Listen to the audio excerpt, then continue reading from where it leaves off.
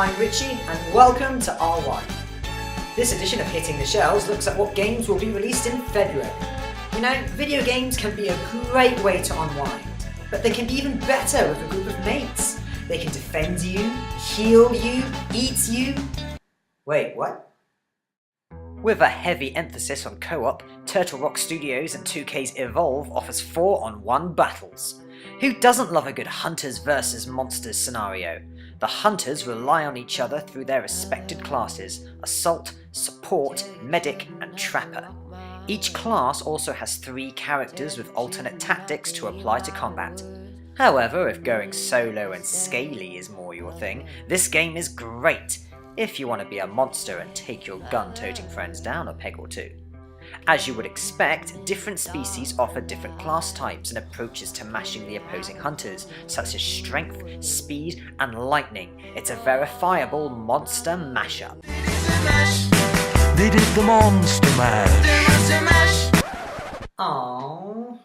Both sides can power up by obliterating the wildlife. When a monster kills and devours a smaller creature, it can evolve.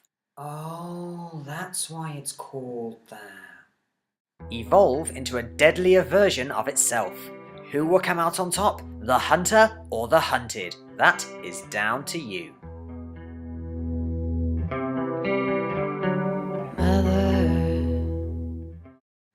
Hunting monsters, evolutions, online gameplay. It's like Pokemon with guns.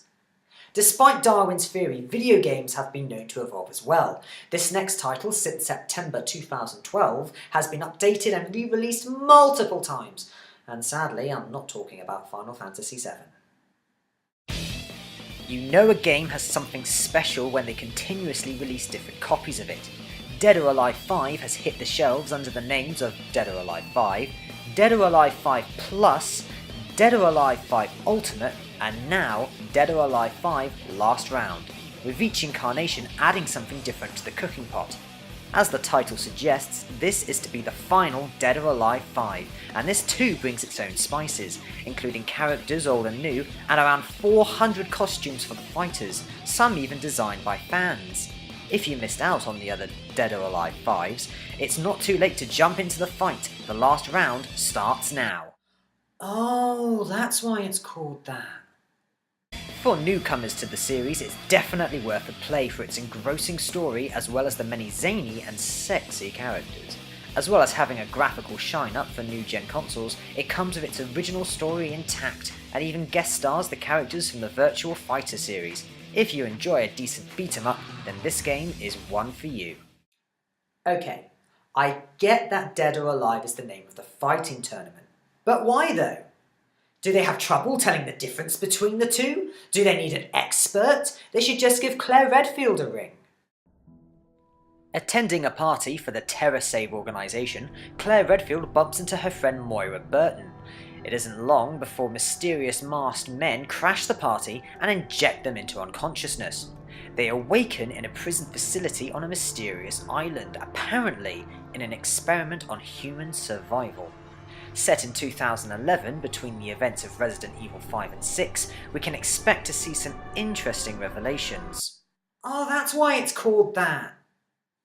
Before capture, Moira manages to get a message to her father, Barry Burton, former STARS member, Claire's ex-teammate, and advisor to the Bioterrorism Security Assessment Alliance. He is more than ready to gun up and embark on a rescue mission.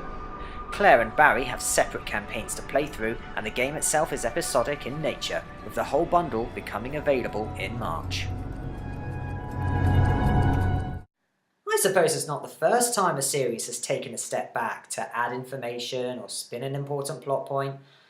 To do so to an entire anime TV series. Now how would that work? Other games are messing with time travel, so why can't Dragon Ball Z give it a go? This time round, the main characters step to the side, taking on a mentorship role, allowing the player to incorporate their own character into the experience.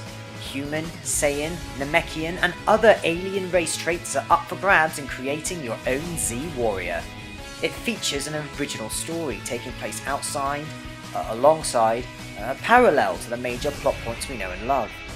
Some malevolent force is messing around with the established timeline, and you are summoned by Trunks and Shenron to lend a hand and fix it. As per norm with time travel, expect the plot to have a few twists and turns to the Dragon Ball Z story. Oh, that's why it's called that.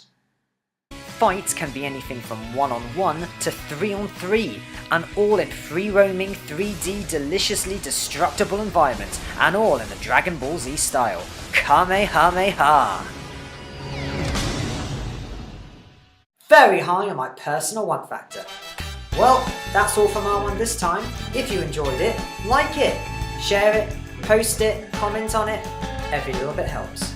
I'm Richie Crossman. Stay magic and see you next time.